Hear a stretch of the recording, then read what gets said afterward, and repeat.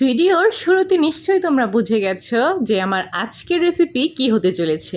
Hello everyone, কেমন আছেন সবাই? আজকে আমি দেখাবো বাসায় তৈরি একটি পারফেক্ট পিৎজা। প্রথমেই আমি একটি সফট ডো তৈরি করে নিয়েছি। এটা কি পরিমাণ সফট ছিল তা তোমরা ভিডিও দেখলে নিশ্চয়ই বুঝতে পারবে।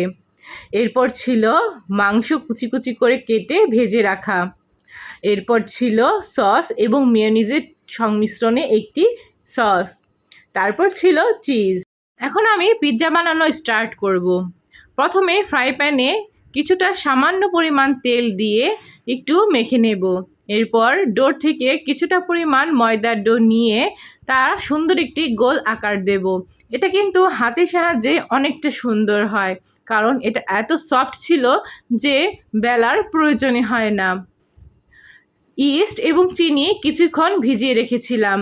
এরপর ময়দা, তার ভিতর সামান্য পরিমাণ লবণ দিয়ে ইস্টের জলটা দিয়ে কি সুন্দর নরম তুলতুলে ডো তৈরি করে নিয়েছিলাম।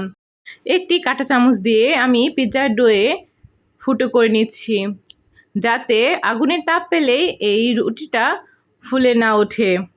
এরপর আস্তে আস্তে পিৎজা তৈরির বাকি উপকরণগুলো দিয়ে দেব।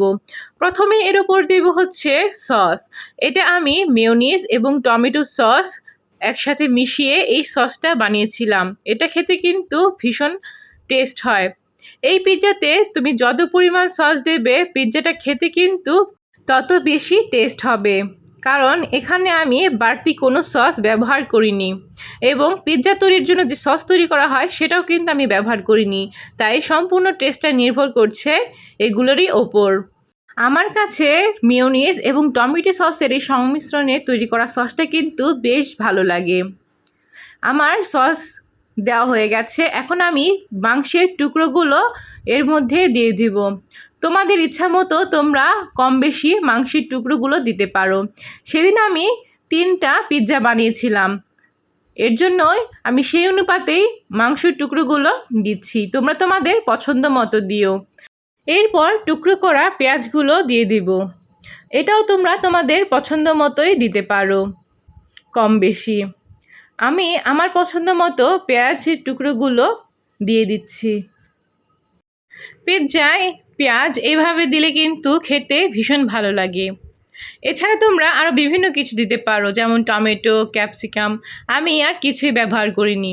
আমি খুব সিম্পলভাবে এই পিৎজাটা তৈরি করেছি। এরপর আমি এখানে চিজগুলো দিয়ে দিচ্ছি। তুমি যত বেশি পরিমাণ চিজ ব্যবহার করবে এই পিৎজাটা খেতে কিন্তু তত স্বাদ হবে।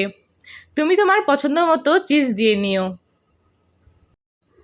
পিৎজার মেন আকর্ষণই হলো এই চিজ, তাই যত বেশি পরিমাণ চিজ দেবে পিৎজাটা খেতে তত বেশি স্বাদ হবে। চিজগুলো দেওয়ার পরে কিন্তু আমার পিৎজা বানানোর প্রসেসটা একদম শেষ। এখন শুধু এইটা চুলায় বেক করে নিলেই হয়ে যাবে আমার পারফেক্ট পিৎজা। এই যে দেখো, তৈরি হয়ে গেল আমার পিৎজা। কেমন হয়েছে অবশ্যই কিন্তু কমেন্ট করবে। চুলায় বসিয়ে দিয়ে ঢাকনাটা দিয়ে দেব। চুলার তাপমাত্রা কিন্তু একদম অল্প রাখতে হবে, যাতে পিৎজাটা পুরোপুরি ভালোভাবে বেক হয়। আমি একবার দেখে নিচ্ছিলাম আমার পিৎজাটা বানানো হয়েছে কিনা, তারপর আবার ঢেকে দিয়েছিলাম। এই যে রেডি আমার পারফেক্ট পিৎজা। দেখতে কেমন হয়েছে বলো তো? খেতেও কিন্তু ভীষণ স্বাদ হয়েছে, কারণ আমার পরিবারের সবাই খুব পছন্দ করেছে। রেডি আমার পারফেক্ট চিকেন পিৎজা। কিন্তু এটা কি হয়ে গেল বলো তো? তোমাদের দেখাতে গিয়ে আমার সব কিছুই উলটপালট হয়ে গেল। কি আর করার, টাটা।